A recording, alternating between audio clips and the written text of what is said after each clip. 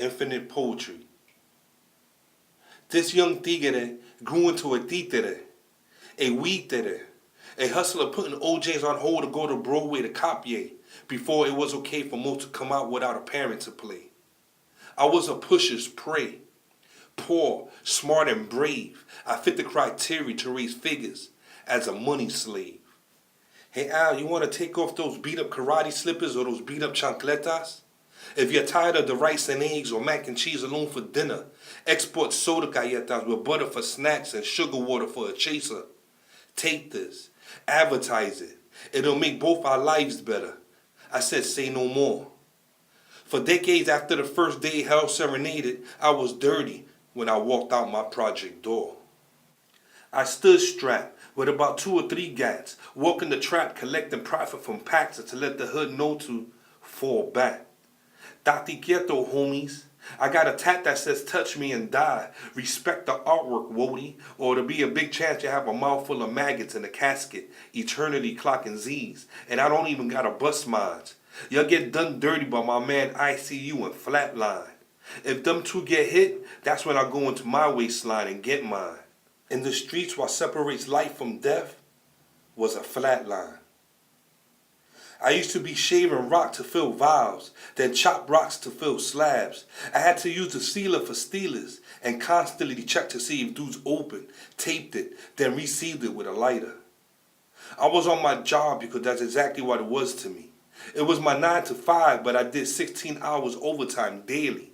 So 24/7 I was on drug havens, around shooting galleries and crack houses, richness craving. I was poor then rich. Felled and blue, felled and blue. I was going up and down like a pogo stick in the bricks.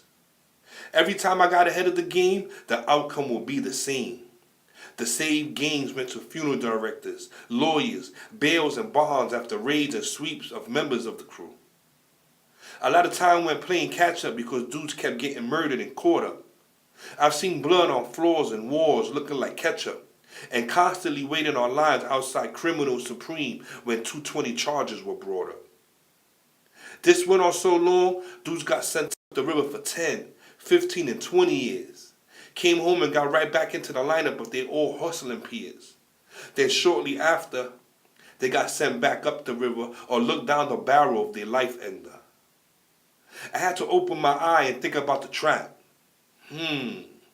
If this cycle keeps happening, I'll be left without nothing like when I first started, minus a lot of good friends that sadly and untimely departed.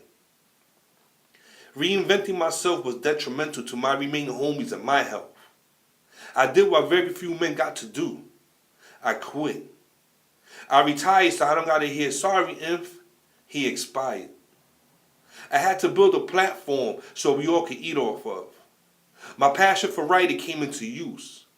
While on hiatus, I thought of myself, why not save those on the come up and the youth?